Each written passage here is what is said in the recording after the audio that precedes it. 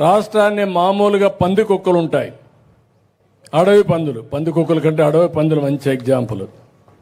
అడవి పంది వస్తే తినిపోతే పర్వాలేదు, తిన్నంత తిని పంటంతా తొక్కేసి నాశనం చేసిపోతాయి. అవునా కాదా? 5 ఏళ్ళు అదే జరిగింది. ఎంత కావాలన్నా దోచుకున్నారు, మిగిలినంత సర్వనాశనం చేసి నా జీవితంలో 4వసారి సీఎం అయ్యాను. కానీ నాకే అర్థం కావడంలో, ఇంకా పట్టు రావడంలా. దానికి కారణం చూస్తే 10 లక్షల కోట్ల రూపాయల అప్పు. నేను 10 లక్షల రూపాయల అప్పు, 10 లక్షల కోట్ల అప్పు ఉన్నాయంటే మీరేమంటారు? మీరు ఏమన్నా ఉండేయండి, నా పని మాత్రం మీరు చేయాల్సిందే. అది మీరు నా మీద పెట్టుకున్న నమ్మకం.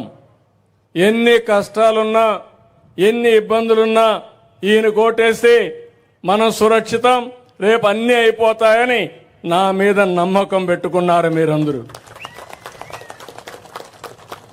అది ఒక ఈ సంబేపల్లె కాదు, రాయిచోటే కాదు, ఆంధ్రప్రదేశ్ రాష్ట్రం అంతా పెట్టుకున్నారు. దానికి కారణం గతంలో చేశాను, మళ్ళీ చేస్తాడు కాబట్టి మనం ఓటేద్దామని వేశారు. అందుకే గెలవని రాయి చోటు కూడా గెలిచిందంటే అదే ఉదాహరణ. అయితే నేను కూడా ఏం చేశానంటే, కేంద్రంలో మీరు చూశారు 4-5 ప్రాజెక్టులు, అసాధ్యమైన ప్రాజెక్టులని శాంక్షన్ చేపించాం. అమరావతి, పోలవరం, అక్కడి నుంచి విశాఖపట్నం స్టీల్ ప్లాంట్ ప్రైవేటైజేషన్ అయిపోతా ఉంటే నేను గట్టిగా మాట్లాడి ఎట్టి పరిస్థితుల్లో చేయాలని చెప్తే 11,400 కోట్ల రూపాయలు ప్యాకేజీ కింద ఆ ఫ్యాక్టరీని రివైవ్ చేసే పరిస్థితికి వచ్చాం.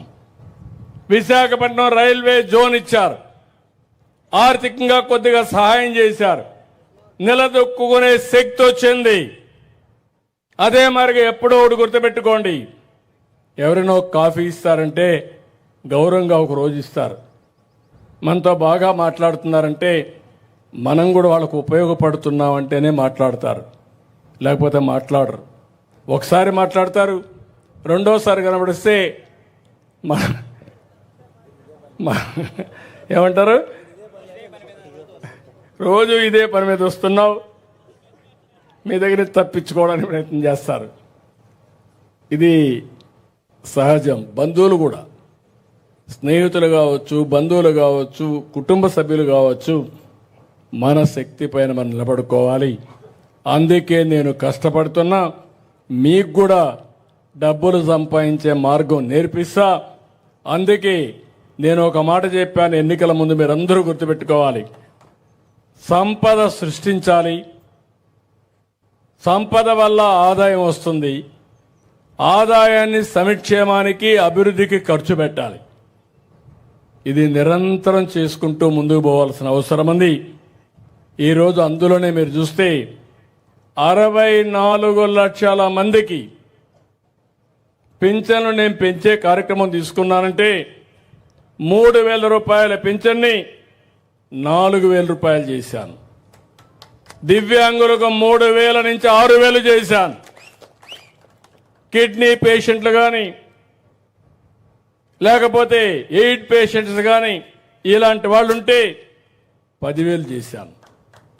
మంచం ఎక్కిన పేషెంట్లుంటే 15,000 చేశానంటే అది ఈ పేదవాళ్ళకి ప్రభుత్వం పైన ఉన్న ప్రేమ.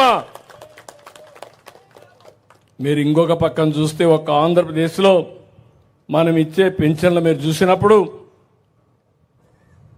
దగ్గర 32,520 కోట్ల రూపాయలు సంవత్సరానికి ఇస్తున్నాం.